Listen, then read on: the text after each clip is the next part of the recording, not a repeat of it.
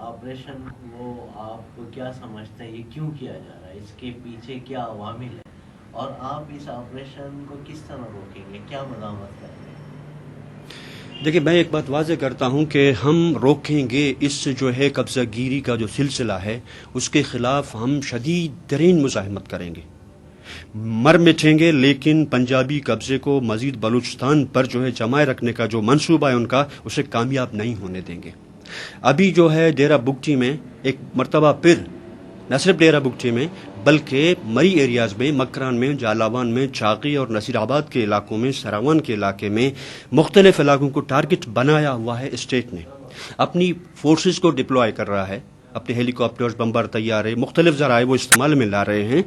اور ہمارا بھی یہ فیصلہ ہے کہ جی وہ جو ریسورسز پر قبضہ چاہتا ہے, گیس ہے بلوچستان کی, مری ایریاز میں پیٹرول کے جو ذخائر ہیں, وسیع ذخائر ہیں, مکران میں, چاغی میں, ان ریسورسز پر قبضہ جمانے کے لیے بشمول ساحل اور انرجی جو ایک پوری دنیا کی عالمی جو ہے ترقی یافتہ ممالک کے ان کی ایک ضرورت بن چکی ہے, ان ریسورسز پر قبضہ جما کر پنجابی ایک بار پھر جو ہے ان وسائل کا سودا انٹرنیشنل مارکیٹ میں یا ملٹی نیشنل کمپنیوں کے ساتھ یا پاورز کے ساتھ کرنا چاہتا ہے.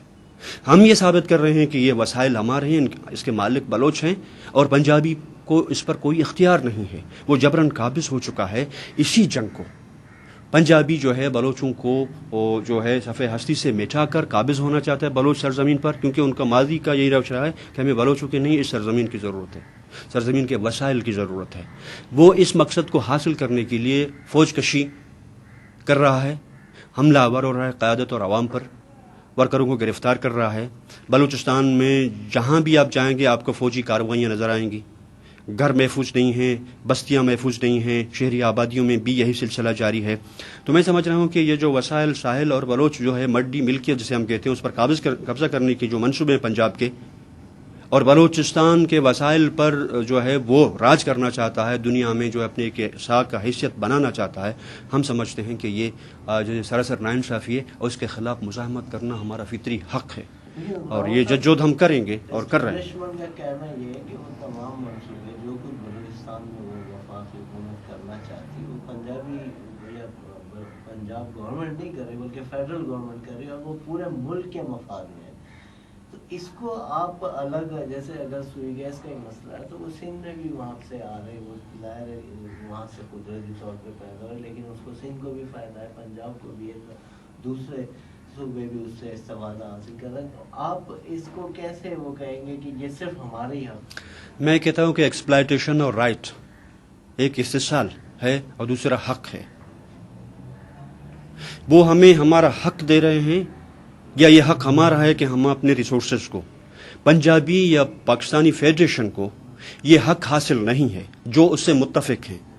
سندھ, پنجاب اور سرحد بلا شبہ اگر پاکستانی فیڈریشن کے ساتھ متفق ہیں ان کی اپنی رائے بن سکتی ہے, لیکن بلوچ جو ہے متحدہ ہندوستان کا حصہ نہ کبھی رہا ہے, نہ ان حدود میں بلوچستان کا کوئی انوالومنٹ رہی ہے.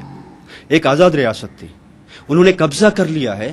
سندھ اور سرحد کا مسئلہ کچھ اور ہے, وہ جانے, ان کا کام جانے, وہ اپنی استحصال کے خلاف بھی آواز بلند کر رہے ہیں. پانی کا مسئلہ ہو, ریسورس کا مسئلہ ہو, دیگر مسائل ہیں ان کے.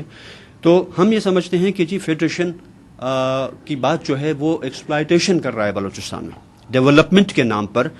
گیس 1952 میں سوئی سے دریافت ہوا. آپ مجھے بتائیے کہ اب تک جو ہے بلوچستان میں کتنی جگہ کو گیس جو ہے بلوچوں کو اس سے استفادہ ہوا, فائدہ حاصل ہوا, یا جو اس کی آمدنی ہے گیس کی بلوچستان کو اس وقت میں کیا کچھ ملا ہے.